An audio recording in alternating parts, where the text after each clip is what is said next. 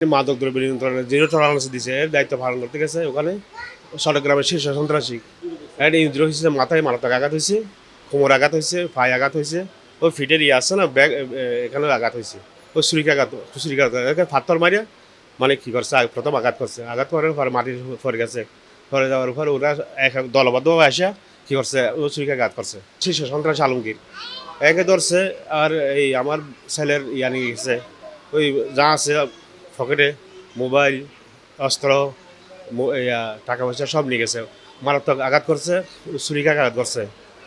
তবে আমরা তো সরকারের কাছে অবশ্যই বিচার চাই। ওর ইনজুরি তো খুব বেশি।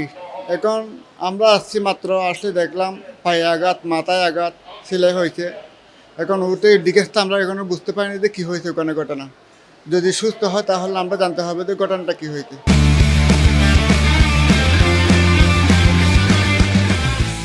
অবশ্যই সুস্থ তদন্ত চাই। এই সুস্থ তদন্তের মানে যারা অপরাধী ওদের শাস্তি চাই আমরা, এটাতে চাই। জঘন্য লাগতেছে জিনিসটা।